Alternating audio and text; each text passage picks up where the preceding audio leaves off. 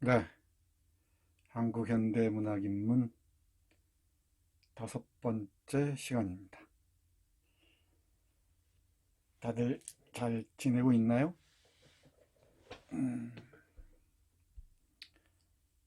요즘에 이 방콕 폐인들이 많다고 하던데, 방에 박혀서 어떤 여행을 할지도 한번 고민해 보세요. 출석부터 보겠습니다. 잠깐 보죠. 김은수, 남기찬, 음, 이태경, 임시현, 맞나요? 구윤정, 권민선, 권영현, 권태욱, 김미현, 김소연. 여러분들 그 첫 에세이를 에, 어제 새벽에 다 봤습니다. 요약하고 또 다르죠? 갈 길이 멀구나 생각했어요. 뭐 그럴 수밖에 없습니다. 여러분들은 여러분 텍스트와 여러분 사이에서 스스로를 표현하는 힘을 배운 적이 없으니까. 한국 교육 제도가 그래 왔어요. 음. 그럼에도 여러분들 글 하나하나 보다 보니까 아, 그 글을 쓴 사람들의 뭐랄까요? 살아온 과정이랄까? 고민의 그 정도랄까? 확실히 보입니다. 음, 네, 그런 얘기가 있어요. 치과 의사는 그 자신을 찾아오는 그 환자라고 하나? 이 손님의 이빨만 보면은 그 사람이 살아온 그 이력들을 얘기할 수가 있다고 말을 해요. 그럴 만도 하죠. 이 구강 구조나 이빨 상태를 보면서 이 사람이 어린 시절 어떻게 살았고 뭘 먹었고 또 이 나이가 들어서는 어찌어찌 했고 이런 그 삶의 과정들을 일정 정도는 어, 파악할 수가 있다고 합니다. 뭐 그 정도는 아니겠지만 음, 나도 여러분들의 글을 보면은 여러분들이 어떤 고민하는지 이 단락과 단락을 읽는 과정에서 무슨 고민을 했는지 이게 보여요. 그리고 책을 얼마나 읽었는지 또는 쓰기 싫어서 대충 어디서 가져왔는지 거의 맞습니다. 음. 이 요약은 그나마 좀 하는 것 같더니 두 번 해보니까 에세이는 아직 갈 길이 멀다 생각했습니다. 에세이를 쓸 때 얘기할 때는 거의 3개 정도가 여러분 앞에 누워 있어요. 하나는 우리가 직접 읽는 텍스트 하나 있죠. 잠깐 볼까요? 예, 다시 필기를 하면서 봅시다. 첫 번째, 예, 여러분 앞에는 그 텍스트가 있습니다. 그죠? 무정이면 무정, 경이면 경이 이런 게 있습니다. 그리고 두 번째는 뭐가 있겠습니까? 두 번째는 어, 내가 여러분과 함께 얘기하는 강의가 있겠죠. 강의 내용들, 뭐 개념어에 대한 이해나 문학사적 맥락에 대한 이해, 이 정도 강의 내용을 또 여러분들이 그 바탕으로 삼을 수 있을 거예요. 하나, 세 번째는 지금 여기에 여러분입니다. 지금 여기의 나라고 합시다. 여러분이 있습니다. 이 세 개가 이 세 개의 이 글쓰기 재료들이 어우러져서 한 편의 글을 쓸 수 있어야 돼요. 텍스트를 꼼꼼하게 읽고 강의 내용을 여러분 나름대로 소화해서 어떻게 돌파해 갈 것인지 고민을 하고 그런 다음에 지금 여기에서 나는 이 텍스트와 강의를 어떻게 이해하고 있는지, 지금 여기에서 볼 때 이 텍스트의 의미와 강의가 나에게 전달하는 갖는 의미는 무엇인지, 가치는 무엇인지 이걸 따지고 들어가야 됩니다. 그런 다음에 여러분들의 글이 가능해질 거예요. 지난번에 얘기했듯이 그러고 난 다음에 이제 크게 스케치를 그리라 그랬죠. 누구더라? 어떤 학생이 아주 충실하게 스케치한 내용들을 캡처해서 보냈던데 스케치가 너무 깔끔해요. 스케치대로 또 되는 것도 아니죠. 쓰다 보면 전혀 다른 방향으로 될 수도 있으니까. 그렇다 하더라도 글 전체 윤곽은 잡을 수 있어야 됩니다. 그러고 난 다음에 글쓰기를 육박해 들어가야 돼요. 이런 실험들 하나씩 해 나가면서 여러분들 글은 점점 좋아질 겁니다. 각각 개별적인 이 피드백은 가상대학의 댓글을 참조하세요. 조금씩 나아질 겁니다. 그리고 강조하는데 다른 학생들의 글, 특히 잘 쓴 것처럼 보이는 학생들의 글 잘 참조하기 바랍니다. 근데 몇 명 얘기하자면 김예림의 글이 괜찮아요. 그리고 박상현의 글도 괜찮습니다. 이번 에세이 그때마다 다르긴 하지만, 그리고 조한울의 글도 좋아 보입니다. 조현진의 글도 잘 읽혀요. 그 전수환도 좋습니다. 안다은의 글도 주목할 만합니다. 이건의 글은 조금 아쉬운 점이 없지 않지만 괜찮습니다. 이 대여섯 명 학생들의 글이 내 눈에 띄었어요. 물론 여러분들이 보기에는 다를 수가 있죠. 내가 판단하기에 어떤지는 여러분들 참조만 하기 바랍니다. 그리고 여러분들이 보기에 이 글이 왜 좋은지 스스로 얘기할 수 있어야 됩니다. 나중에 한번 세게 연습을 할 겁니다. 여러분들이 바라보는 다른 학생들의 글 스스로 어떻게 평가하는지 연습은 나중에 따로 할 예정입니다. 추석 부르다 여기까지 왔네. 김예림, 김유리, 이 유리 학생은 강의를 안 들어오는 모양이죠. 김진우, 진우씨 오랜만입니다. 글 쓰는 거 다른 학생들 글 쓰는 거 잘 보세요. 문지훈, 문지민, 문지민 학생도 강의를 안 듣는 학생입니다. 안 듣는 모양입니다. 일찍 판단하는 게 좋습니다. 박민아, 박상현, 박영채, 박채연, 성재현, 손예린. 예린 씨는 글을 어떤 거 올렸는지 다시 한번 확인해 보세요. 이강 요약 올렸는데 에세이를 올린 게 아니고 늦게 올렸으면 내가 못 봤을 수도 있습니다.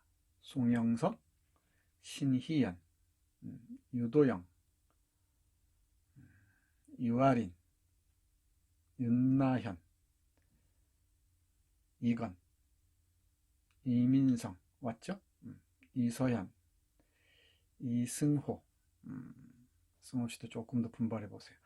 지난 강의 때 승호 씨가 유일하게 지적한 것 같아요. 댓글로. 좀 이따 AS 하겠습니다. 이찬욱 씨가 에세이 제출 안 했네요. 늦나 보죠? 임현주, 장현민, 전유빈, 조한울, 조현진, 지민석, 지예림. 예림 씨가 요약은 참 좋았는데 에세이는 뭔가 부족합니다. 왜 그런지 스스로 판단해야 됩니다. 스스로 생각해야 됩니다. 깊이 생각해야 돼요. 한지원, 주원 씨 요약은 확인했는데 에세이는 아직 보지 못했습니다. 박예원, 유주연, 이한얼, 전수환, 정한. 정한의 글도 잘 보십시오. 괜찮습니다. 안다은, 싹 다 불렀죠? 오늘은 민족국 국가와 개인. 이 슬래시를 했죠. 슬래시. 이 슬래시에 주목해야 됩니다. 이 민족, 국가와 개인인데, 우리 근대문학은 식민지와 함께 출발을 해요. 식민지를 전후한 시기에. 그렇죠? 예. 우리 혈유인두도 그렇고 해외계 소녀에게도 그렇고 1905년 이른바 을사보호조약, 통감부에 의한 실질적인 식민 통치가 시작된 해라 그랬죠. 이 언저리에서 시작됩니다. 물론 독립신문은 1896년 4월이었지만은 본격적인 출발은 1905년을 경계로 한 시점이 아닌가 싶습니다. 왜냐면은 이때는 민족은 있었지만 국가는 이제 사라질 위기에 처하고 1910년에 이르면 국가는 이제 사라집니다. 이게 우리 한국 근대사를 얘기할 때도 그렇고 한국 근대문학, 현대문학을 얘기할 때도 대단히 문제적이에요. 딜레마이기도 하고요. 근대성의 두 축을 자본주의와 국민국가라고 얘기했었죠. 근데 우리는 국민국가의 결여 상태에 출발합니다. 민족만이 있습니다. 민족만. 이때 우리는 1910년 8월 이후에는 대일본 제국, 공식 명칭입니다. 대일본 제국의 하위 국민, 2등 국민으로서 자리매김하게 됩니다. 이해가죠? 당시 국제관계에서 우리가 여권을 만들려면은 대일본 제국의 스탬프를 찍어야 했어요. 국가는 이 일본에 속하고 민족은 따로 한국, 조선인으로 남아 있었죠. 이 둘 사이의 갈등을 주목해 봐야 됩니다. 상당히 중요한 지점이에요. 되게 민족국가라고 해서 민족국가를 함께 얘기하는 경우가 많아요. 네, 우리는 민족과 국가가 이어지는 듯 하면서도 분리돼 버립니다. 자, 아무튼 이 민족국가와 개인 문제입니다. 대단히 중요한 이 포인트인데요. 이 개인이란 말이죠. 개인. 이 개인. 한자로는 이렇게 씁니다. 다 안다고요? 다 알겠죠, 당연히. 영어로는 individual이에요. individual.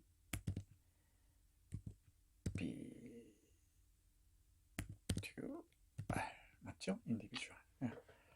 individual은 더 이상 나눌 수 없는 것, 이런 뜻이죠. 더 이상 나눌 수 없는 것. divide가 나누잖아요. 나누다잖아요. individual, 더 이상 나눌 수 없는 것, 아주 고유한 개인이란 말입니다. 이건 전통적인 동양 문화권에는 없는 말이에요. 이 개인이란 말은. 이 개자는 있고 이 개자는 있고 인자는 당연히 따로 있지만은 이 개인이란 말은 없습니다. 개인이란 말. 이건 번역어예요. 만들어진 말입니다. individual이라는 서양어를 일본 학자들이 번역하면서 개인이라고 번역했어요. 카이신이라고. 이건 좀 전문적인 영역이긴 한데 우리가 쓰는 많은 개념어들은 중국이나 일본을 통해서, 특히 일본을 통해서 번역된 말이 대부분입니다. 아주 많습니다. 예컨대 우리가 말하는 국가, 이것도 번역된 말입니다. 그리고 국가란 말이 조선 왕조 실록을 뒤지면 나와요. 나오는데 그때는 나라와 집안이란 뜻입니다. 좀 다릅니다. 자유라는 말, 사회라는 말, 이런 말들 다 번역된 말들입니다. 나중에 2학년, 3학년 때 집중적으로 얘기할 기회가 있을 겁니다. 이 개인이라는 말이 들어갔단 말이야. 개인이란 말이. 이걸 어떻게 고민할 것인가, 사유할 것인가가 사상적 과제가 됩니다. 대단히 중요한 과제가 돼요. 이 개인을 어떻게 이해할 것인지. 개인은 근대에 대단히 중요한 이 발견, 물이거든요. 발견물이라 해야 되나? 근대가 발견한 대단히 중요한 이 개념이거든요. 개인이란 말이, 인디비주얼이란 말이. 그러니까 신중심의 세계, 신분제의 중심의 세계에서 개인이란 무엇인가를 문찾는단 말이지. 대단히 중요한 과제 중 하나입니다. 그러면 이 민족이나 국가에 포섭된 인간으로서 존재할 것이냐, 아니면 독자적인 개인으로서 존재할 것이냐, 아니면 이 국가나 민족이라는 그 사회와 개인 사이에 긴장하는 존재이냐. 대단히 중요한 테마죠. 이건 어마어마한 사상을 머금고 있습니다. 이 민주국가와 개인이라는 문제는 이 사이의 싸움이에요. 그러니까 나는 이 한 민족이나 국가의 구성원이면서 동시에 개인이다. 그럴 때 대단한 그 갈등과 싸움이 필요하죠. 그런데 이 개인에 대한 깊이 있는 사유를 펼치지 못하는 사람들은 그냥 민족과 개인을 동일시해버려요. 자칫하면 이건 파시즘으로 나아가기 쉽죠. 상당히 어려운 테마 중 하나입니다. 예. 근데 문학사상사에서 보자면 한국 문학사상사 보면은 이 개인의 문제에 대해서 고민하는 사람들이 많지 않습니다. 다 민족이나 국가나 계급 문제는 다다음 시간쯤에 한번 집중적으로 얘기할 거예요. 카프 문학 얘기하면서 이런 거대한 공동체에 귀속된 존재로서 개인을 파악했지 개인의 독자적이고 고통스러운 삶을 고민한 사람은 많지가 않습니다. 몇몇 안 됩니다. 대표적인 게 오늘 얘기할 나혜석, 다음 주에 얘기할 염상섭, 그리고 그 다음에 얘기할 이상, 뭐 김수영, 이런 최인훈, 이런 몇몇 사람들이 있습니다. 이 개인과 이 국가 또는 민족 사이 또는 개인과 사회 사이에서 어떤 고민을 하는지 중요한 과제 중에 하나입니다. 오늘은 그 중에 하나, 나혜석의 경위를 중심으로 살펴볼 겁니다. 나혜석만 얘기하려고 하면은 가슴 한켠이 무너져 내리는 듯 할 때가 있습니다. 왜 그런지 천천히 보죠. 자, 지난 시간 AS입니다. 기억나죠? 이른바 욕망의 삼각형.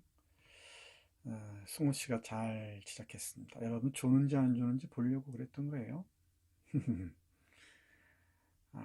자, 이게 트레디셔널 디자이어 스트럭처 이랬죠. 전통적인 욕망 구조.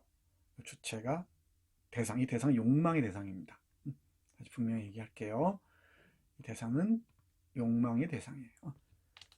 내가 궁극적으로 추구하는 게 뭐다 라고 할 때 무엇, 그 대상이죠. 욕망의 대상입니다.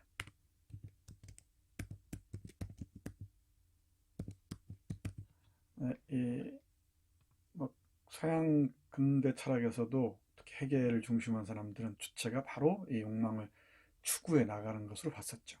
근데 소설에서는 이 르네 지라르에 따르면은 이게 소설적 진실이라는 거죠. 르네 지라르의 모방 욕망 삼각형이랬죠. 그러니까 욕망의 삼각형 이렇게 번역을 해요.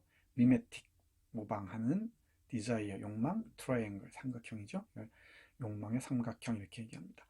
근데 여기가 이 욕망의 대상이죠. 이 object가, 그렇죠? object가 욕망의 대상입니다. 근데 이렇게 서브젝트가 직접 욕망하는 게 아니고 이게 실선이죠. 이 실선입니다. 너무 곱다. 이 실선으로 돼 있죠. 직접 이렇게 가는 게 아니고 경유합니다. 모델을. 그러니까 이게 아미다스라는 이 돈키호테 얘기하자면은 그 중세 기사를 했죠. 이 기사를 경유해서 가장 훌륭한 방랑 기사가 되는 게 꿈이었지. 그래서 이 아미다스를 이미테이션, 이 모방함으로써 욕망에 이르는 거지. 이렇게 우회한다는 얘기예요. 이렇게 욕망이. 소설에서는. 이게 소설적 진실이라는 거지. 근데 여기에서 주체가 바로 욕망으로 비약한다고 할 때 이 로맨틱 라이라고 했지. 이게 낭만적 거짓이라는 말이에요.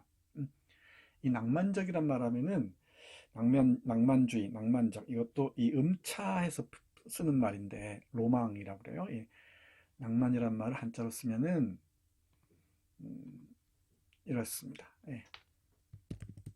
낭만 이렇게 써요. 낭만인데 이게 일본 사람들이 음을 빌려다가 쓴 겁니다. 로만 이렇게 읽어요. 로망 일본 말로는 로맨틱, 이 낭만적이다 이 말은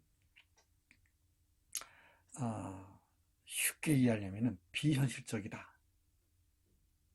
이렇게 받아들이면 됩니다. 예를 들면은 뭐 이해가 적절할지 모르겠는데, 비가 내리고 벚꽃이 떨어지는데 버스커의 벚꽃 엔딩을 들으면서 처음에 사랑이란 게라는 노래를 들으면서 쓸쓸하게 걸어간단 말이야. 낭만적이다. 이렇게 얘기하죠? 아닌가? 비현실적이라는 얘기입니다. 근데 이건 이중적이에요.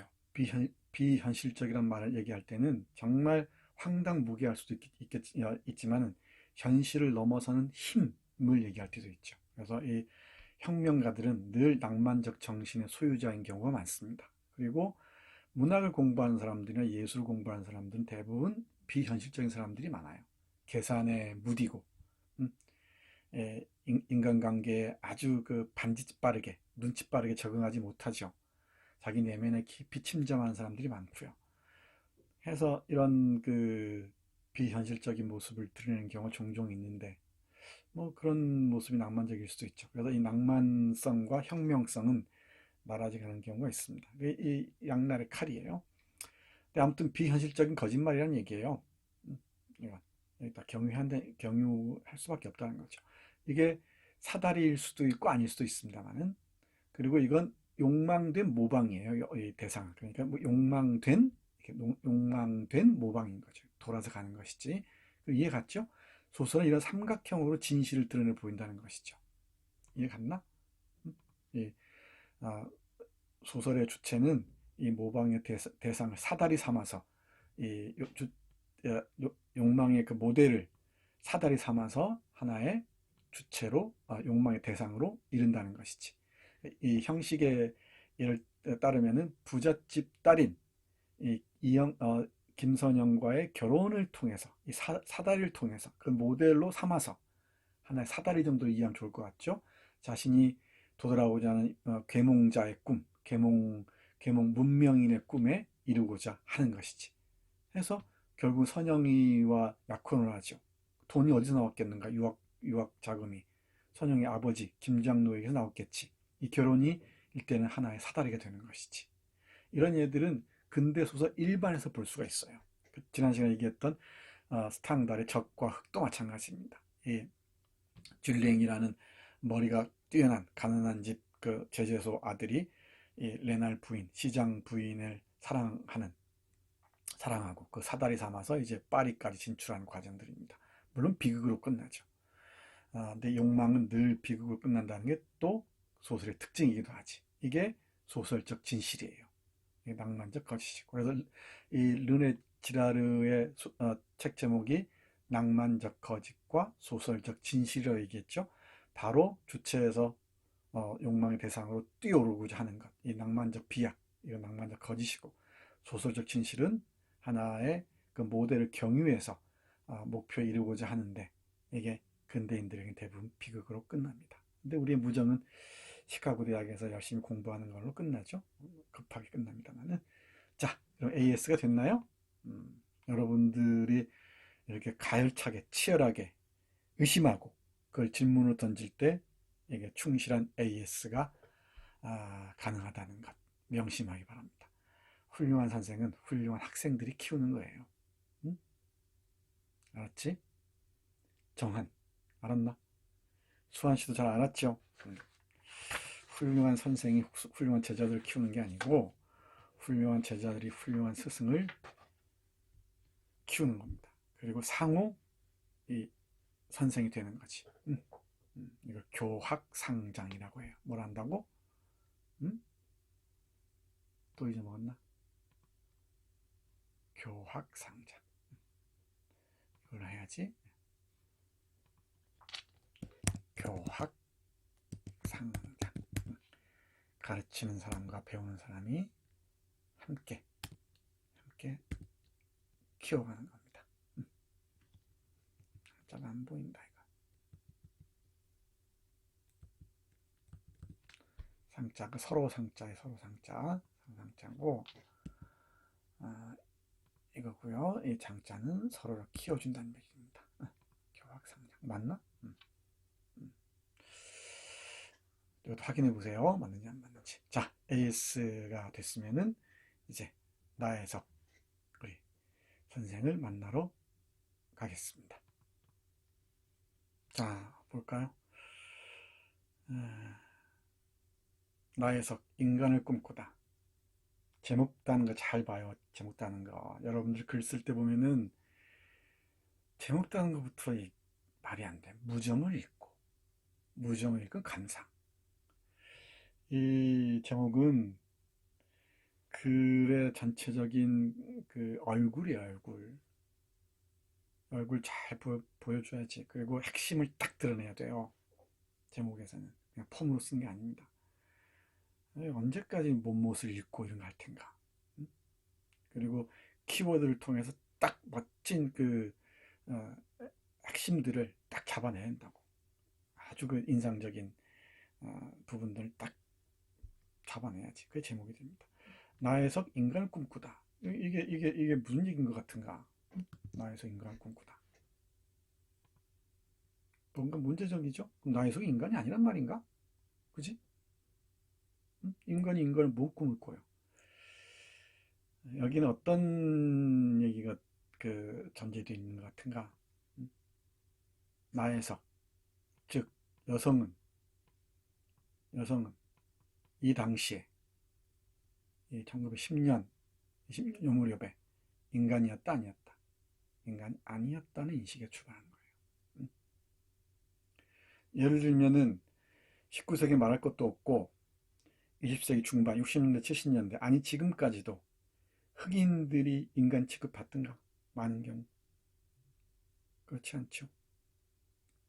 이건 여러 부분으로 확산해서 얘기할 수가 있어요. 확장해서 가난한 사람이 인간일까 아닐까?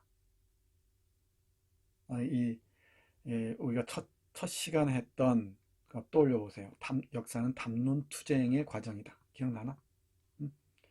그러니까 여성 담론이라는 게 조선시대 다르고 식민지시대, 그 중에서도 1910년대 다르고 20년대 다르고 30년대 달라요. 지금의 여성 담론 분명히 다르죠. 그러니까 여성을 둘러싼 이야기가 다르단 말이지. 근데 나혜석이 살던 시기, 요 시기지, 요 시기만 해도, 특히 요 시기만 해도 여성들은 인간이 아니었어요. 남성 중심의 세계에서 억압받는 이 노예에 다름없었다고. 이 노예란 말은 나혜석이 하는 말이에요. 나혜석은 여성이란 존재를 노예로, 남성들에 의해서 노예화된 존재로 파악했단 말이지. 그런 상황에서 인간이 아니었던 여성이 인간을 꿈꾼단 말이야. 이 길이 순탄했을까? 어땠을 것 같은가? 늘 앞서간 사람들은 정말 우리가 상상하지 못할 정도의 고통스러운 길을 걷죠. 나혜석 선생도 예외가 아니었습니다. 호가 정월인데 정월 나혜석 선생인데 정월 선생도 예외가 아니었어요. 어떻게 쓰냐면 정월을 여러분들이 다 확인해야 돼. 어디 갔나?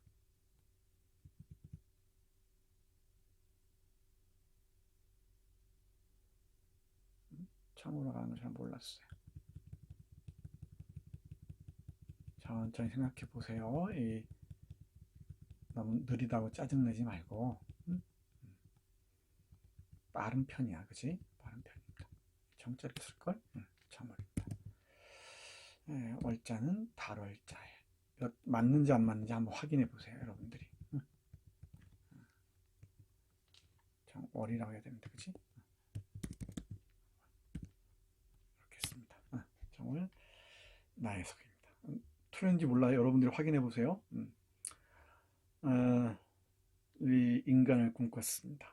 감히 남성 중심의 사회에서 대담한 꿈을 꾸었던 거지. 대단히 비현실적이죠. 어떻게 남성과 동등하게 연애하고 싸우고 그러냔 말이지. 근대가 발견한 게 가장 중요한 것 중에 하나가 개인이라는 개념이라고 했지. 그럼 이 개념을 채워 나가야 한단 말이죠. 정월 나혜석은 개인이라는 걸 딱 발견했고, 그래, 나도 독립적이고 독자적인 개인이다. 사람이다. 라고 얘기했던 거지. 그게 경의의 핵심이에요. 경의에 뭐 여러 얘기 읽을 거 별로 없습니다. 맨 마지막에 나도 사람이다. 나도 사람이다. 이건 조용한 기도 같지만 대단히 처절합니다. 부잣집에 시집가서, 그럴싸한 집안에 시집가서 그냥 잘 먹고 잘 살라라는 아버지의 유혹을 뿌리치고, 아니다, 그건 개돼지나 는 짓이다, 난 독립적인 독자적인 인간으로 살겠다라고 얘기한단 말이야. 그 길이 순탄했을까? 연주씨, 유빈씨, 어땠을 것 같은가? 지금 여러분들의 이 여성운동, 여성해방운동의 가장 앞선 사람 중에 한 사람이에요. 가장 그 상징적인 인물입니다. 주목하기 바랍니다. 요 사진 볼까요? 사진 잠깐 봐. 유명한 그 가족 사진이라고 해야 되나? 이게 나혜석 선생이에요. 요 사진이 아주 유명한데 여기서 따온 겁니다. 요것만 확대해서 뽀샵을 한 거예요. 이렇게. 여기가 김우영이라는 사람입니다. 문관 시험에 합격해서 외교관 노릇을 하죠. 상당히 잘 나가는 사람이었어요. 이 나혜석과 결혼합니다. 결혼하고 11년 동안인가 결혼 생활을 하고 이혼합니다. 뒤에 보겠지만은 이혼 고백장이라는 아주 중요한 글이 있어요. 이렇게 얘기하면 여러분 이런 글 읽어야겠나 안 읽어야겠나? 읽어야지. 이 대학생들은 스스로 찾아서 읽는 거야. 선생은 큰 방향만 알려주는 거예요. 저기 가면은 이런 광맥이 있으니까 꽃갱이는 저기 있다. 그러니까 들고 가서 파봐라. 뭐가 있는지. 언제까지 떠먹여줄 때까지 기다릴 텐가. 도서관에 가서 나혜석 전집, 또 나혜석에 관한 글들 찾아보고 거기에서 이 이혼 고백장 또는 이혼 고백서라는 글이 있다고 하는데 진짜 그런가 보자. 읽어보란 말이야. 선생이 한 말이 맞는지 아닌지 의심하란 말이지. 응?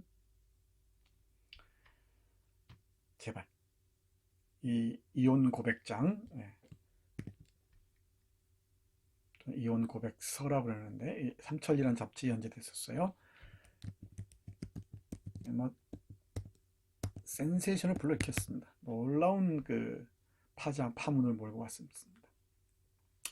그 사람이야. 김우영 남편이었습니다. 이혼했습니다. 그리고 이 뒤에 나경석이라고 오빠인데 여기 경이라는 수들이 잠깐 나오죠. 경이가 정기적 사실과 많이 만납니다. 일본 유학을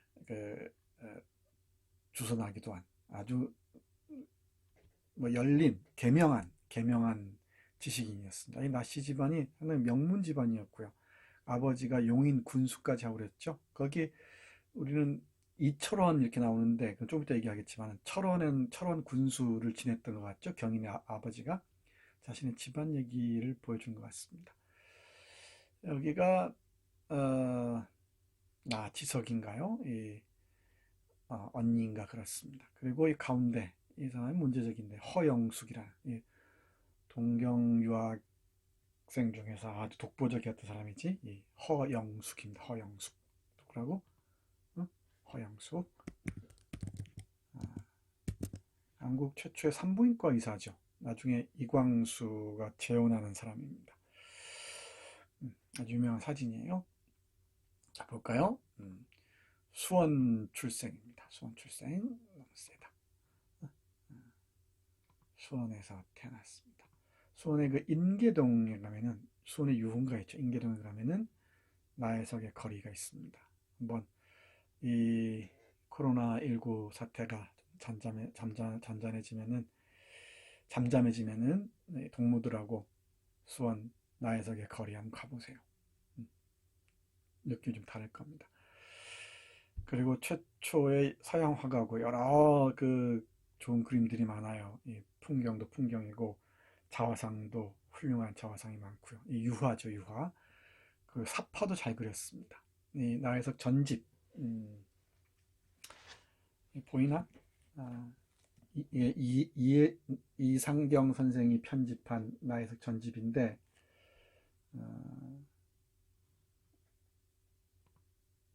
나혜석 전집을 좀 크게 볼까? 이렇게 생겼어요. 이렇게 전집을 보면은 책 사이사이에 그림들이 있습니다. 사파들도 있고 여러 가지 그림들이 실려 있어요. 근데 유화만 그렸을 뿐만 아니고 신문이나 사파들도 많이 그렸어요. 전집을 보면서 참조하기 바랍니다. 그리고 구글링을 해봤더니 몇 편 나오긴 하는데 그렇게 많이 나오진 않아요. 선생은 다시 숨겠습니다. 화가 동경 유학생입니다. 화가. 이 화가 소설가 이게 다 조선시대까지만 해도 다 별로 대접을 못 받던 직업들이지. 근데 근대에 이르러서는 예술의 최고를 보여주는 장르 분야들이었죠. 그림이나 소설 이쪽에서 가장 앞선 사람이었습니다. 누가? 나혜석 선생이. 그뿐만 아니고 시인이기도 했고 조각가이기도 했고 여성해방운동가이기도 했어요. 독립운동도 하죠. 3.1운동 때는. 그리고 자유연애를 실천한 사람이었습니다. 자유연애. 이 무정 꼼꼼하게 읽은 사람, 특히 원본에 가까운 책으로 읽은 사람은 기억할지 모르겠는데 이 연애라는 말 있잖아요. 연애? 응? 연애. 이 연애라는 말을 쓰는가 안 쓰든가? 안 쓰지. 그냥 러브라는 말을 써요. 그대로 러브. 그냥 우리 사랑할까요? 당신을 사랑합니다. 이런 말 잘 못 썼습니다. 이 러브란 말 씁니다. 그대로 러브, 라브 이렇게 씁니다. 이게 왜 그러냐면 이게 번역이 안 됐어요. 뭐 우리 막 춘향전 보면 사랑이란 말이 있는데 설마 이렇게 얘기할 텐데 이 당시는 많은 사람들이 러브를 그냥 러브라고 그대로 썼습니다. 러브 ing 중이라지 뭐 이런 식으로 얘기를 했죠. 그리고 이 러브의 번역어가 바로 연애입니다. 연애. 일본에서 번역된 말 렌가이라고 번역됐습니다. 나중에 얘기할게요. 연애 이런 말이 있었지만은 이 연애라는 말은 일본의 그 지식인이 만들어낸 겁니다. 나중에 공부하면 다 알게 됩니다. 여기는 연애. 여기 보면은 무정에도 보면은 뭐 자유연애가 조금 보이는 것 같죠? 그러나 대단히 그 의식적이고 뭐랄까요? 욕망의 사다리로서 연애를 인식하죠. 근데 정말 우리 나혜석은 자유연애를 몸소 실천했습니다. 그랬을 때 어떤 일이 벌어졌을 것 같은가? 여기에 주목해야 돼. 어떤 일이 벌어졌을 것 같은가? 뭐 자유연애 하니까 다들 좋아하지, 남성들이. 그런데 자기가 헤어졌을 때는 철저하게 배신하죠. 그리고 자유연애를 주장하던 여성들이 있었을 거 아니에요? 이 여성들은 자유연애를 정말 실천에 옮기는 나혜석을 고운 눈으로 봤을까?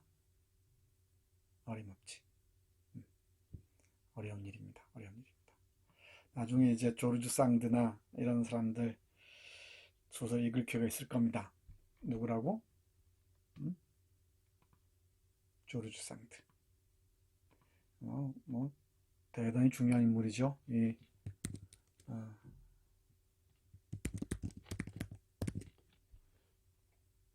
서양 문학 얘기할 때 있을지 모르겠는데 이 조르주 상드는 연애와 해방 이 문제와 관련해서 대단히 중요한 그 방향을 제시했던 소설가죠. 아주 뛰어난 소설가입니다. 그리고 자유연애를 온몸으로 실천했던 사람이에요. 근데 이 자유연애 사상 이거는 너무나 길어진 얘기일 테니까 이거 두고두고 얘기를 할 겁니다. 일단 조르주 상드 기억해뒀다가 도서관에 가서 조르주 상드 소설책들 눈에 띄면 읽어보세요. 여러분들 상상도 못한 연애들을 합니다. 우리가 아는 뭐 쇼팽이나 뭐나 슈베르트 이런 사람들 다 연결되어 있죠. 슈베르트죠, 슈베르트 이런 사람들과 맞나? 니체까지 다 이어져 있습니다. 그리고 이 사상가로는 이 자유연애를 외친 사상가로는 콜론타이라는 사회주의자가 있습니다. 알렉산드라 콜론타이. 이 붉은 연애로 유명했어요. 붉은 연애. 러시아 외교관이기도 했습니다. 뒤에서 보겠지만 나혜석의 패션에 이 콜론타이 패션이 바로 등장합니다. 그리고 엘렌 케이라는 사람도 있습니다. 들어봤죠? 나혜석의 글 읽다 보면 자주 나오는 사람입니다. 예. 러브 앤 메리지라는 책이 있는데 사람과 결혼은 다른 것이다 라고 얘기하는 거지. 대단히 중요한 사상가들입니다. 이 말고도 많이 있습니다만 또 일본의 사상가들, 나중에 이혼 고백장 뭐 이런 글들 읽다 보면 다 나와요. 일본의 여러 그 사상가들, 세이토, 청타파 사상가들이 등장합니다. 나중에 기회 닿으면 또 얘기할 겁니다. 아무튼 명문가 집안에서 태어나서 유학까지 하고, 그리고 그림과 소설을 배우고, 그리고 몸소 개인의 해방을 위해서 온몸을 던졌던 사람입니다. 자유의 극한을 실험했던 사람이죠. 그리고 그러다가 철저하게 남성들에게, 그리고 여성들에게 버림받습니다. 버림받고 1948년 12월 10일 행렬병자, 요즘 말로는 노숙자로 떠돌다가 죽습니다. 이게 선구자의 비극적인 종말이었어요. 여러분들은 그런 나혜석의 후예들입니다. 이 나혜석 주목해야 됩니다. 주목하고 여성 해방의 길, 여성이 인간이 되는 길, 이 인간 해방의 길이, 그 신호탄을 쏜 나혜석의 길이 얼마나 험악했는지 깊이 가늠할 수 있어야 합니다. 이 나혜석의 꿈이 이제 서서히 우리에게 다가오는 것 같죠. 그러나 아직 멀었습니다. 아직 멀었습니다.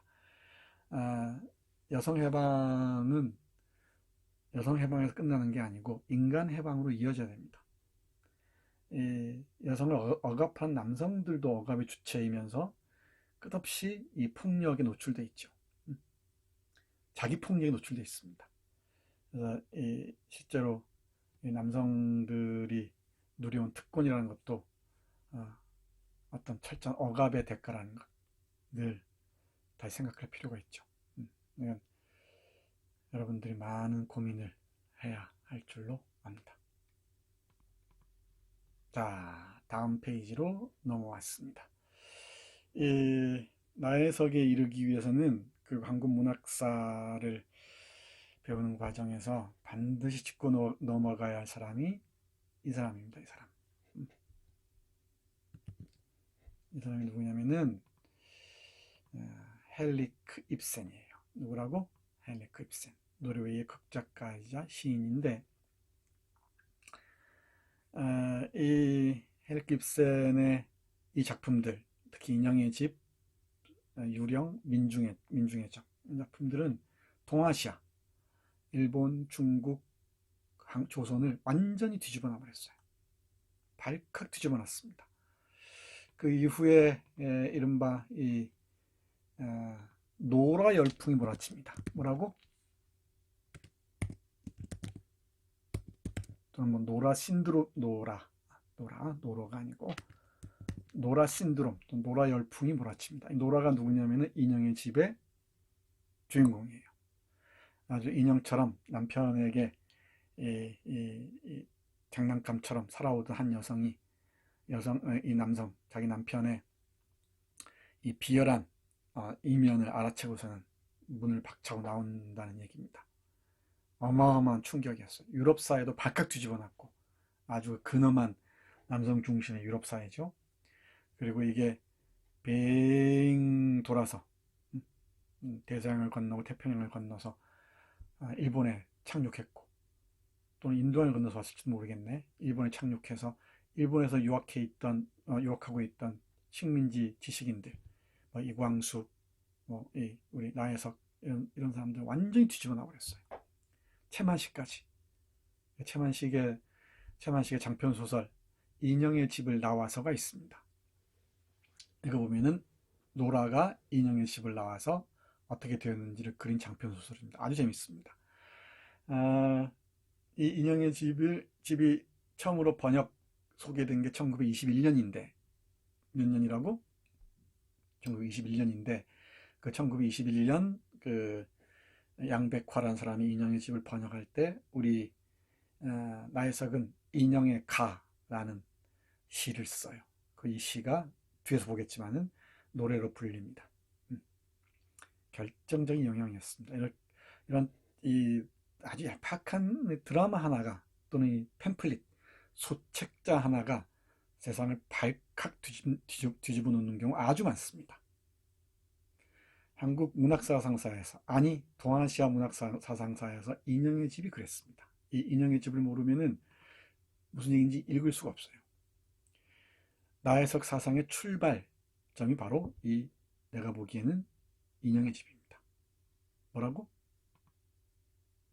인형의 집. 꼭 기억해야 돼. 인형의 집. 너무 세다. 별이. 그치? 너무 세다. 작게. 인형의 집입니다. 인형의 집.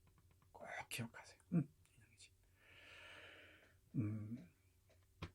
지금 여성들이 남성 중심의 세계에서 살고 있는 모습이 바로 인형의 집의 풍경에 상했던 것이지, 그 여성들은 남성들이 가지고 노는 인형이 불과하다, 이 인식이었어. 이 인식. 그리고 여기 있는 이 사람 주목하세요. 버너드 쇼입니다. 누구라고? 버너드 쇼. 아주 유명한 사람입니다. 이 사람이 입센을 최고의 사상가로 끌어올립니다. 실제로 그랬고요. 이 입센 대단한 그 극작가입니다. 이 드라마 역사에서 보자면은 고대 그리스 비극 작가들이 있죠. 소포클레스니 뭐니 하는 사람들, 그리고 셰익스피어가 있습니다. 16세기 초반 기억나죠? 그리고 18세기, 19세기 무렵에 프랑스 고전극들이 있죠. 이 몰리에르나 라시네 이런 사람들. 그리고 19세기 후반을 강타했던 사람이 바로 이 헨리크 입센입니다. 그리고 20세기 들어서 이제 우리가 아는 많은 극작가들이 등장하죠. 사뮤엘 베케트나 그 중에 버나드 쇼도 극작가였습니다. 네, 잘 아는 알 텐데 초인과 그 인간과 초인, 맨 앤 슈퍼맨이라는 작품을 비롯해서 뭐가 있나? 피그말리온 그 뮤지컬로도 잘 알려져 있는데,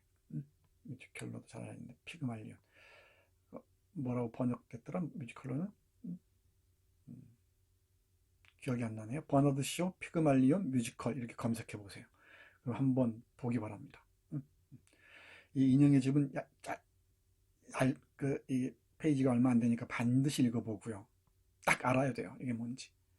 이 남성들의 어떤 그 비열함들을 파헤치고 집을 박차고 나오는 순간을 한번 경험해 보기 바랍니다. 수많은 여성들이 문을 박차고 나오죠. 2학년 3학년 때 배울 이 중국의 대작가 루신이라는 사람이 있어요. 루신. 누구? 루신은 노라는 집을 나와서 어떻게 되었는가라는 유명한 강연을 합니다. 비극적인 삶을 살 수밖에 없었죠. 이 버너드 쇼가 대단히 중요한 사람입니다. 사상가이기도 하고 좋은 책들이 아주 많아요. 이렇게 얘기하면은 헨리크 입센의 인형의 집과 이 민중의 적은 딱 사람 말이야. 딱 사고, 버너드 쇼의 좋은 책들이 많아요. 이 버너드 쇼 지성의 연대기 이런 좋은 책들이 많이 있단 말이야. 이런 책들 딱 사서 책꽂이 딱 꽂아놔. 그럼 딱 폼이 난단 말이지. 그리고 한 페이지 한 페이지 읽어보란 말이야. 여러분 서서히 달라지기 시작할 거예요. 그리고 그런 글들을 인용하면서, 어디에서 인용했다는 걸 밝히고 인용하면서 여러분들이 글을 써가 보란 말이야. 수많은 타자들과 접속하면서 여러분들이 구성된다고 했지. 여러분이 만날 수 있는 최선의 타자들은 이런 책을 통해서 찾아올 겁니다. 아마. 버너드 쇼 주목하세요. 이 버너드 쇼라는 사람이 입센주의의 정수라는 글이 있어요. 뭐라고? 글 제목이, 이게 아직 번역이 안 된 걸로 알고 있는데 나 영어로 봤습니다만은, 입센주의의 정수라는, 이 정수는 핵심이란 뜻이지, 에센스란 뜻이 에센스. 입센주의의 핵심이라는 글에서 이렇게 얘기합니다. 입센주의란, 입센의 이즘 붙인 거예요. 여성을 비인간은 인습과 편견에 정하는 것, 이게 입센주의예요. 또 여성뿐만 아니고 나아가서는 인간을 비인간화하고 억압하는 편견에 정하는 것, 이게 입센주의라고 얘기했습니다. 알겠죠? 이 어떤 이즘을, 어떤 사상을 말하기는 쉽죠.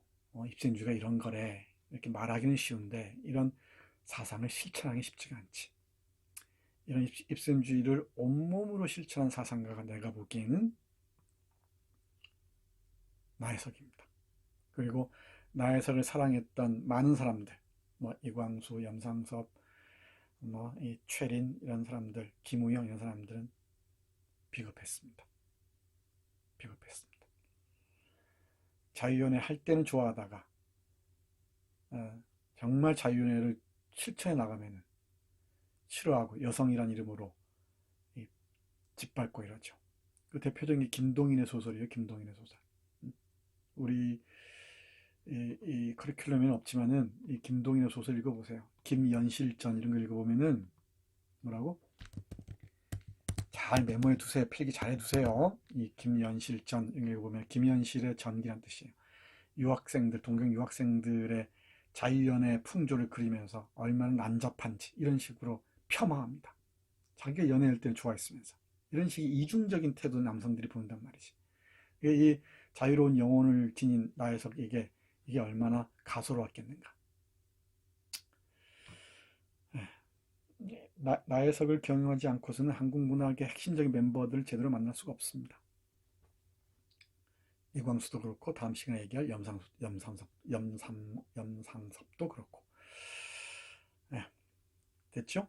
인형의 집이 어떤 의미인지, 입센주의가 뭔지 확실히 알았죠? 입센주의를 실천한 지성인, 지식인, 그리고 자신의 삶을 모두 걸고 여성 해방, 나아가 인간 해방을 꿈꾸고 실현하고자 했던 자, 그리고 고통스러운 신음 속에서 비참하게 죽어갔어요. 남성들로부터 버림받았을 뿐만 아니고 여성들로부터도 철저히 버림받습니다. 이 점이 중요합니다. 자, 다음 페이지에서 보기로 하죠.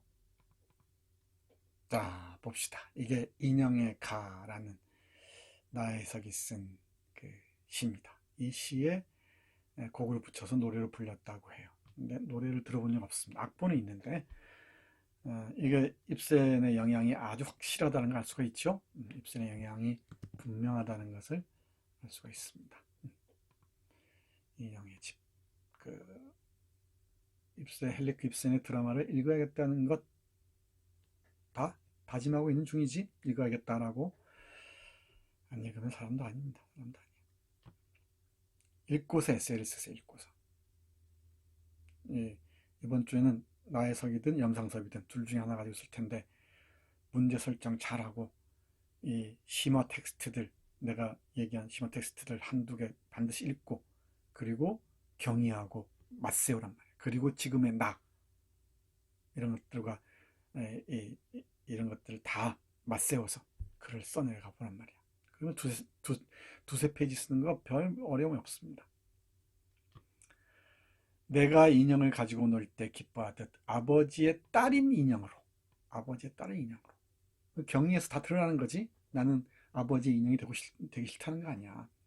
남편의 아내인 인형으로 그들을 기쁘게 하는 위안물, 오락거리였단 얘기지. 내가 인형을 갖고 놀듯이 아버지나 남편이 나를 인형을 갖고 놀았다는 얘기죠. 딸이나 아내들을.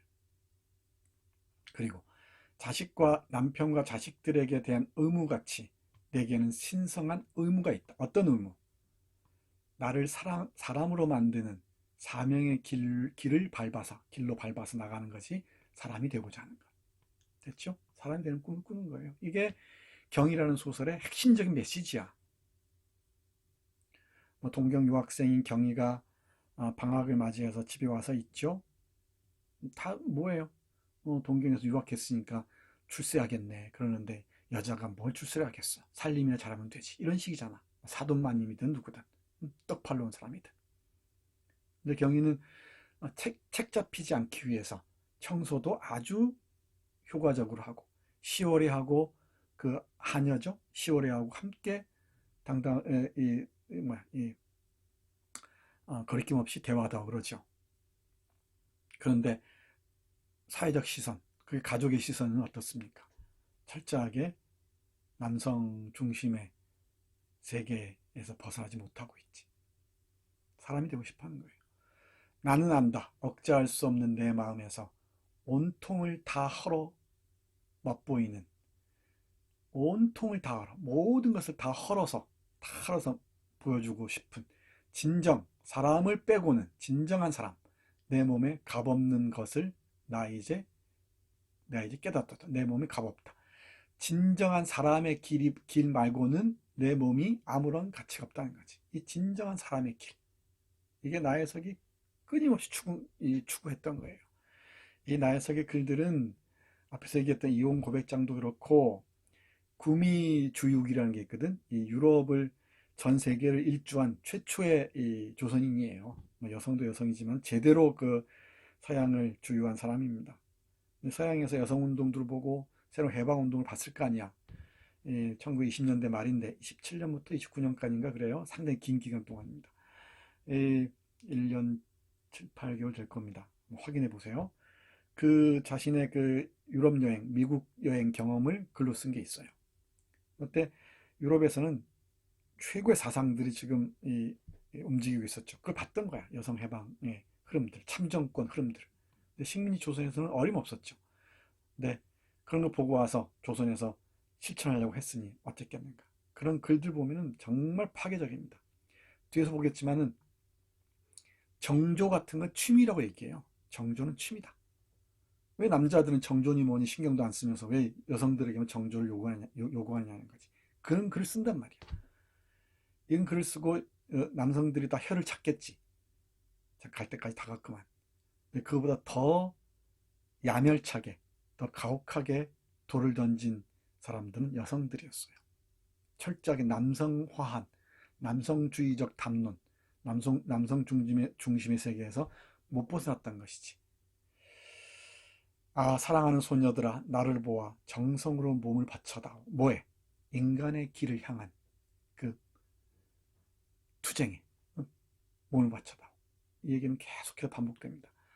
맑은 암흑 횡행할지나, 이 암흑이, 맑은 암흑? 이게 맞나? 잠깐만요. 집에서 확인해 볼게요.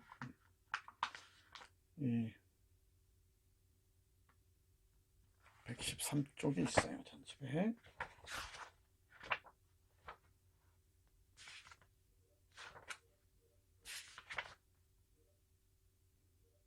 맞네요. 맑은 암흑 행행할지나. 못한 줄 알았습니다. 이게 좀 어렵긴 하죠. 해석하기가. 일단 암흑이, 이 앞날에 그 암흑이 횡행할지나, 이렇게 뭐 이 맑은 하늘의 벼락처럼 이렇게 어두운 길이 이어질 것이나, 다른 날에는, 다음 날에는 폭풍 우 뒤에, 그런 거센 폭풍 우 지난 뒤에 너와 나는 사람이 될 것이다. 됐죠? 정말 진정한 사람의 길로 나아가는 투쟁에 몸을 바치자. 소녀들이여, 이 관습과 제도를 치고 나가자. 내 안에는 누구도 파괴할 수 없는 존엄한 나, 개인이 있다는 것이지. 그리고 이 후렴입니다. 노라. 노라 나오죠? 인형의 주의 주인공이에요. 노라를 놓아라. 최후로 순순하게 엄밀히 막아놓은 장벽에서 견고히 닫혔던 문을 열고 노라를 놓아주게. 노라를 제발 놓아달라. 난 너희들의 노르개가 아니다. 나는 인간이다. 나는 내 판단에 따라서 사랑할 수 있고 헤어질 수 있다. 난 정신이 자유로운 사람이다. 자유로운 영혼이다. 어디 감히 나를 압제하고 억압하려 하느냐. 이 남성들아. 그리고 남성들의 길들여진 여성들아.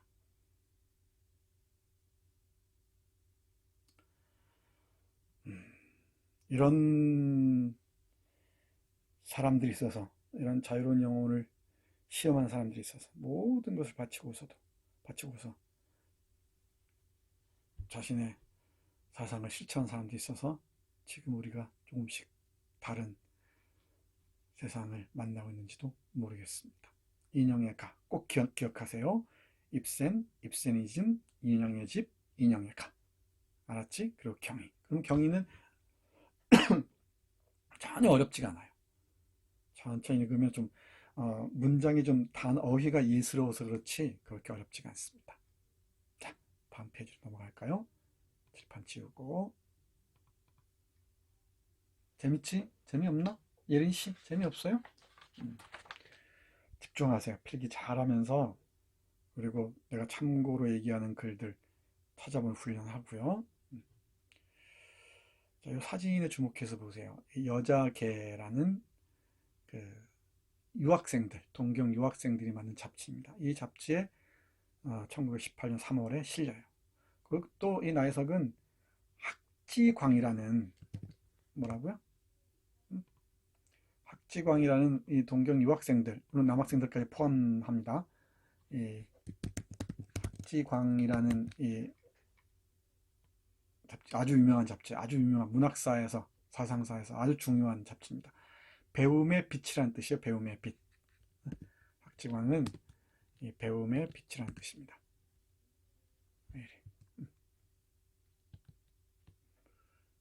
알겠죠? 배움의 빛입니다.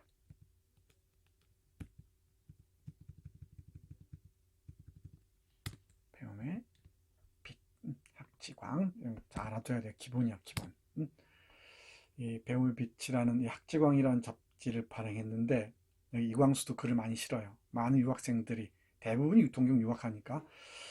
근데 여기에 나혜석이 이상적 부인이라는 글을 싣습니다. 센세이션한 반응을 일으키죠. 이상적 부인. 나중에 조금 볼 겁니다. 그리고 이 여자개라는 잡지에 이런 소설을 싣습니다. 대단한 작품이었습니다. 충격적이었습니다. 이 신문학 초기거든, 지금. 초기입니다. 무정이 1917년이었지. 18년, 1년 후에 이런 소설이 나와요. 놀랍습니다. 대단한 작품이었습니다. 지금 우리 감으로는 잘 가늠하기 어렵지만은, 여기 사진을 보면은, 조금 이것 때문에 방해를 받는다, 그지? 마우스 포인트 잘 봐요. 이게 나혜석이에요. 이 구미 유람을 떠나기 전에, 이 구미 유람이라고 얘기했는데, 구미 할 때 구는 유럽이고 구랍할 때 미는 미국이에요. 떠나기 전에 남편 김우영하고 찍은 사진입니다. 이 목도리 있죠, 요 목도리. 이게 LNK 패션이에요. LNK 패션. 아니, 저기 콜론타이 패션입니다. 누구라고? 콜론타이. 알렉산드라 콜론타이. 앞에서 얘기했죠. 붉은 연애를 쓴 사람입니다. 아주 혁명적 그 사상가이기도 하고 실천가이기도 했죠. 아주 그 패션이 놀랍죠. 이 식민지 시대 지식인들, 문인들 패션 보면 놀랍습니다. 김우영의 옷도 그렇죠. 칼을 차고 있지. 식민지 시대 관료의 복식입니다. 여자의 잡지 표지고요. 그림이 상당히 흥미롭습니다. 아니, 구글에선 크게 찾아보세요. 확인해 보시고. 이 구미 유람기는 대단히 문제적인 작품입니다. 부산에서 출발해서 하얼빈 거쳐서 시베리아 횡단 열차 타고 파리까지 갑니다. 그리고 파리에서 뉴욕 거쳐서 샌프란시스코에서 배 타고 요코하마로 오는 과정이에요. 이 글을 나혜석 책 뒤져서 읽어보세요. 요즘 현대어로 바꿔서 나와 있습니다. 구해서 읽어보세요. 그리고 글에 적극적으로 반영해보세요. 전 달라질 겁니다. 경이 아주 쉽습니다. 일본 유학생 있죠? 그리고 이철원. 이철원이 사람 이름인 줄 알았는데 이름이 아니고, 철원은 그 사람 직책을 얘기하는 거예요. 직책. 철원 군수를 지냈다는 뜻이죠. 아버지 이름 따로 있지. 전직 관료입니다. 김부인 어머니인데, 물론 딸은 사랑하지만은 여전히 전통적인 관습에서 못 벗어났죠. 사돈마님 있고 시월이 있고 뭐 이 정도입니다. 이 정도. 단출해요. 또 단편 소설이고 몇 페이지 안 됩니다. 유학생 경희가 며칠 집에 돌아와 생활하면서 유학에서 배운 그 위생 철저한 모습도 보여주고, 시월이하고 이 격이 없는 대화도 나누고 그러죠. 그런데 경희를 바라보는 시선은 어떻습니까? 여자가 공부해서 뭐 한대야, 이런 것들이지. 응? 그러니까 이 잘난 사람 집에 취직 가서 잘 먹고 잘 살면 되지. 그러니까 여기에 대해서 경희의 발언들 있지. 자기 손으로 못 빌어 먹으면 개 돼지나 뭐가 다르냐. 그 한마디 하기 위해서예요. 나도 인간이다, 사람이다. 이 한마디 하기 위해서 쓴 소설입니다. 꼼꼼히 잘 읽어보기 바랍니다. 줄거리 같은 거 얘기할 필요 없죠. 다 아는 얘기입니다. 다 아는 얘기. 이것도 안 읽으면 여러분들은 정말 사람도 아니에요. 사람도. 사람 좀 웃깁니다. 다음 페이지로 넘어가 볼까요? 이겁니다. 이 얘기하기 위해서. 이게 자화상입니다. 아주 유명한 자화상이에요. 여자도 사람이다. 너무나 뻔한 말을 우리는 이렇게 아프게 들어야 합니다. 모든 걸 걸고서야 할 수 있는 말이었어요. 이 경에 나오는 유명한 말이지. 보라고. 경이도 사람이다. 그 다음에는 여자다. 그러면 여자라는 것보다 먼저 사람이다. 또 조선사회의 여자보다 먼저 우주 안 전 인류의 여성이다. 전 인류의 여성이다. 이철원 김부인의 딸보다 엄마 아버지 어머니의 딸보다 먼저 하나님의 딸이다. 이건 기독교 정신 읽고 이러지 마세요. 그냥 일단 전 우주의 여성, 우주에서 한 독자적인 존재라는 것이지, 독보적인 존재라는 것이지, 누구도 방해할 수 없는 개인이라는 거예요. 여하튼 두말할 것 없이 사람의 형상이다. 이 형상은 잠깐 들쉬운 가죽뿐 아니라 내장의 구조도 확실히 속까지 금수가 아니라 짐승이 아니라 뭐다? 사람이다. 뭐냐? 사람이다. 사람으로 보이지 않는 험한 길을 찾지 않으면 누구더러 찾으라 하리. 산적, 산꼭대기에 올라서서 내려다보는 것도 사람이 할 것이다. 뭐냐? 이 팔은 무엇 하자는 팔이고 이 다리는 어디 쓰자는 다리냐? 영희는 두 팔을 번쩍 들었다. 또 껑충 뛰었다. 비약이지, 비약. 이 대지로부터, 관습의 돼지, 남성 중심의 이 조선 대지로부터 중력을 거부하면서 뛰어오릅니다. 이 비약에 주목하세요. 껑충 뛰었다. 이 비약.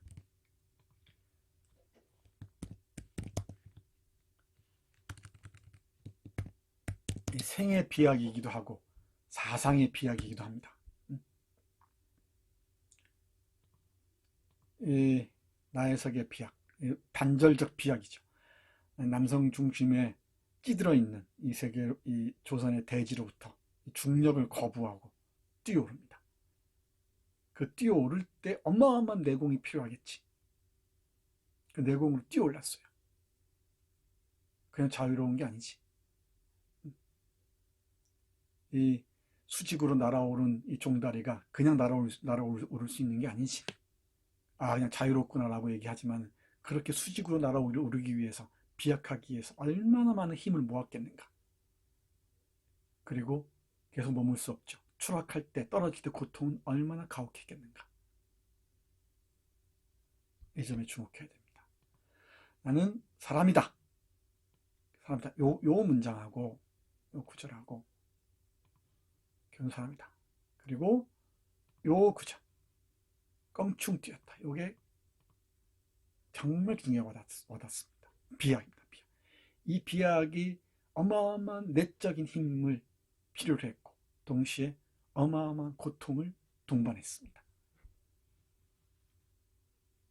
이렇게 힘듭니다. 독자적이고 해방된 개인으로 살아간다는 건 이렇게 힘듭니다. 사회를 혁명하는 것보다 나를 혁명하는 게 훨씬 더 어려울지 몰라요. 그 혁명은 단발적으로 끝나지 않습니다. 수많은 이 착오를 거치면서 혁명의 지속, 연장선 속에 놓입니다. 혁명을 혁명하지 않으면 혁명이 아닙니다. 명심하세요. 한 번의 혁명으로 머무는 자들은 혁명을 특권화하고 혁명을 전유해버려요. 타성으로 빠져버리지. 혁명을 혁명하지 않는 혁명은 실패한 혁명입니다. 또 다른 폭력이 됩니다. 우리의 삶은 끊임없는 변화의 지속이고, 변혁이 아니고 변역입니다. 끊임없이 바뀌는 거예요. 이 변역, 이런 말도 주목해서 잘 보세요. 변역. 변할 변자에 바뀔 역자입니다. 시울 이자 이제 바뀔 역자예요. 끝없이 변화합니다. 이게 주역에 나오는 말입니다. 주역, 동양사상의 핵심적인 철학서죠. 이 변혁의 과정은 우리의 생명의 과정이고 우리의 사상의 과정이기도 합니다. 이 변혁은 끝없이 혁명하는 과정입니다. 여러분들이 이 한국의 교육 시스템에서 내가 짐승처럼 사육당했다고 얘기를 해왔죠. 아마 기분 나쁠지도 몰라요. 근데 그걸 받아들이는 게 대단히 힘듭니다. 그걸 받아들이고 혁명의 출발에 서는 게 이게 시작이어야 돼요. 혁명이라는 게 무슨 뭐 제도를 때려 엎고 뭐 새로운 뭐 사회주의를 만들고 이런 게 아닙니다. 그건 다 실패했어요. 우리 안에 끝없이 나를 확장해 나가는, 내가 미처 몰랐던 나의 어마어마한 대지들, 내 내면의 광맥들, 내 안에 그 풍요로운 풍경들을 발견하는 과정, 이게 혁명의 과정입니다. 길들여지지 않고 끝없이 나를 찾아가는 그 길, 과정, 이게 혁명의 과정이에요. 다시 반복하세요. 혁명을 혁명하지 않는 혁명은 실패한 혁명이다. 끝없이 혁명은 지속되어야 됩니다. 이게 사랑입니다. 내 삶에 대한 사랑이고 다른 세상에 대한 사랑의 방식입니다. 내 얘기가 아니고 루신이라는 사람의 얘기예요. 내 정신적 스승의 말입니다. 혁명을 혁명하지 않은 혁명은 실패한 혁명이고 혁명이 이미 아닙니다. 명심하시기 바랍니다.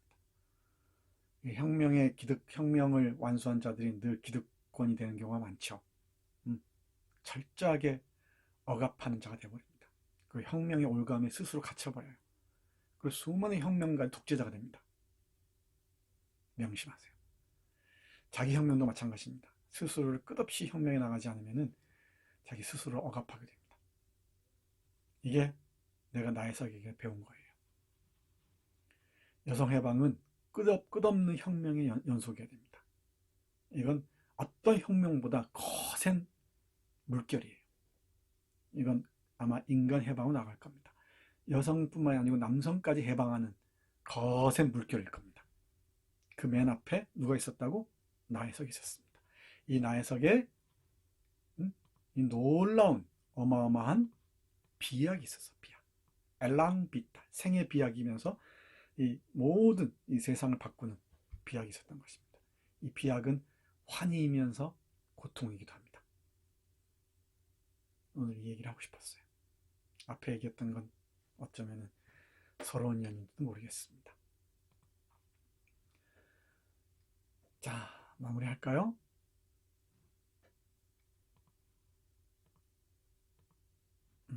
여성의 길, 인간의 길. 조금 길어졌다, 그죠? 이 사람이 김일엽입니다. 김일엽. 김일엽도 할 얘기가 많아요. 일엽인데 이 사람도 주목해서 보세요. 김명순, 김일엽, 나혜석, 이 트로이카였습니다. 트로이카. 예, 초기 여성 소설을 이끈 사람들입니다. 이 일엽은 본명은 아닙니다. 이렇게 쓰는데 일엽인데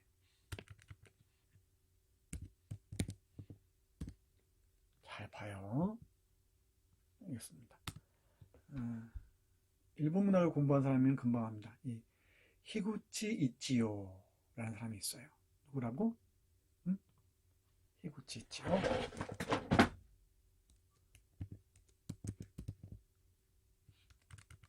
다시 히구치 이치요.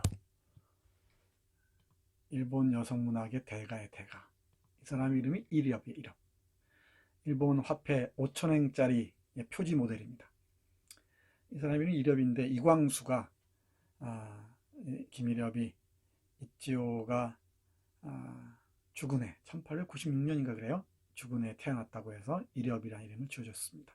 히구치 이치요 같은 훌륭한 작가가 되라 면서 지어준 이름이죠. 아주 문제적인 작가입니다. 김명순도 대단히 중요한 작가예요. 남성들에게 다 배신당합니다. 김일엽 나중에 스님이 됩니다.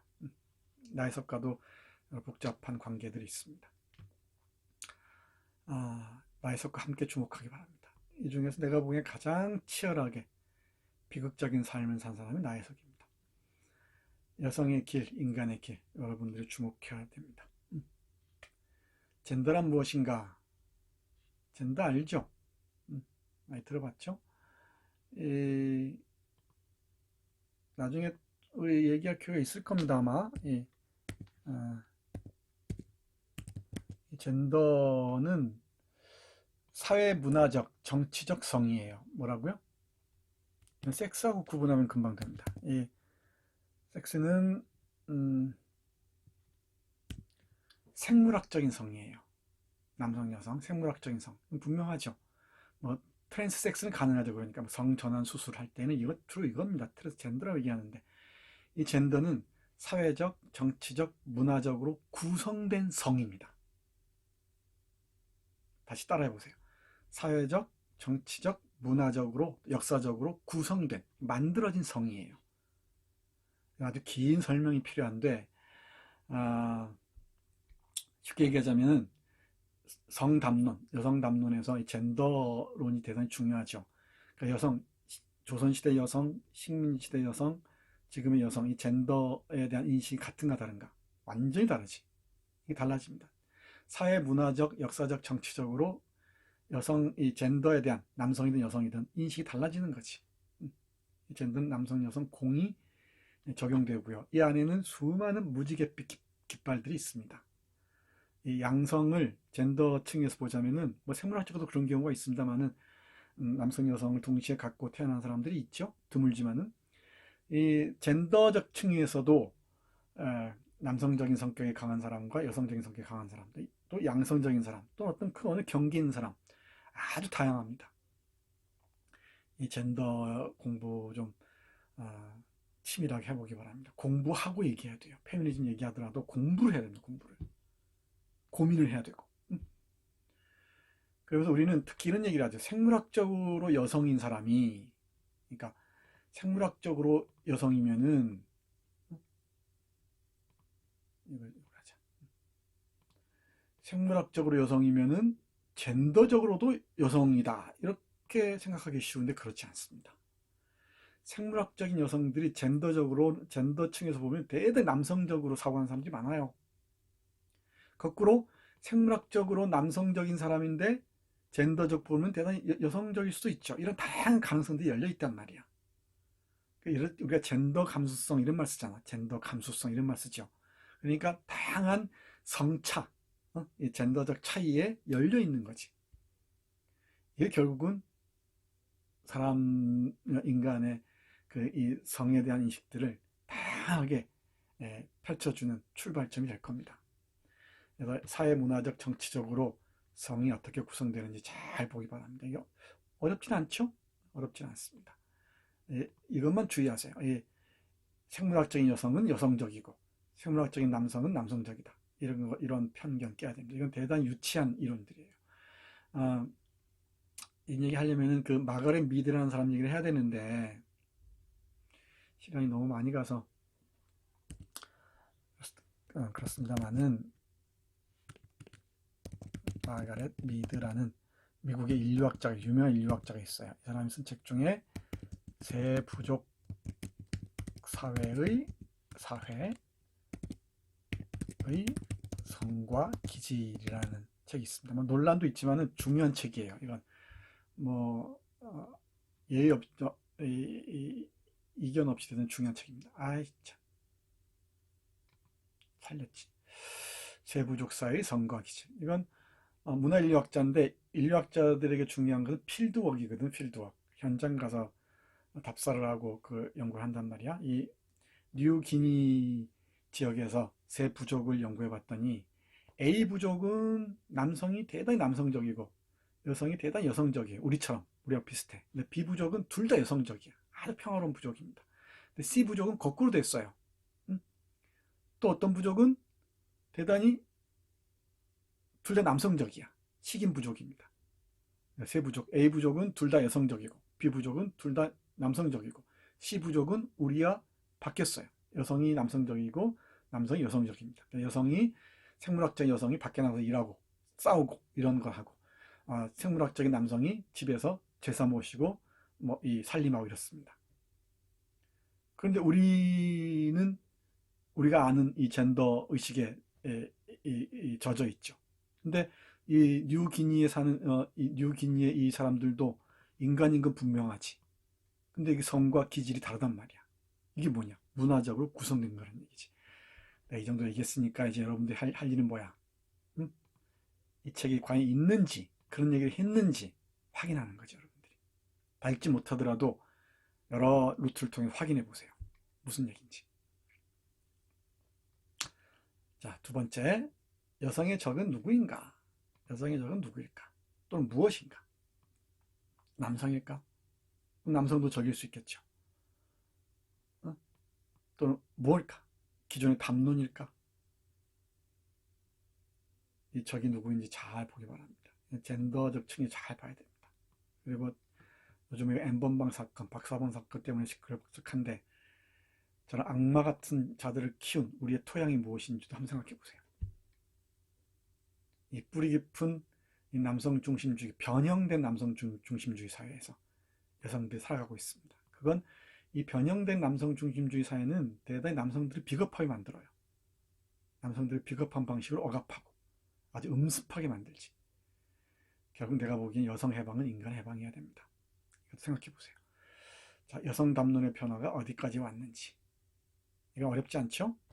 여러분들의 여성 담론의 이해는 어느 수준인지, 젠더 이해 수준은 어느 수준인지, 여러분들을 대학 시절 내내 괴롭힐 겁니다.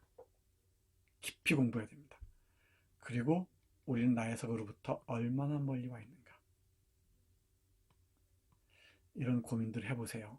고민들 하면서 이 에세이 쓸 사람들은, 특히 경의를 중심으로 쓸 사람들은 한번 이런 저런 고민들 많이 하고, 이런 레퍼런스들, 내가 제시한 참고 문헌들 잘 보면서 에세이 구상하고 쓰기 바랍니다. 에세이는 역시 나혜석의 경이나 다음 시간에 할 염상섭의 표본에서 청개구리 둘 중에 하나를 골라서 에세이를 쓰는 겁니다. 또는 둘 다를 얘기해도 좋아요.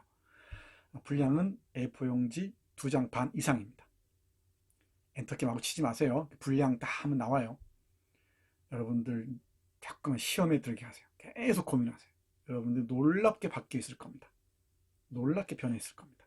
개념어들 잘 쓰는 것들도 훈련하고, 그리고 제발 내가 잘 썼다고 얘기한 학생들 글들 주로 잘 보고, 그리고 내가 댓글을 가능하면 다 달았으니까 댓글들 보면서 참고하고.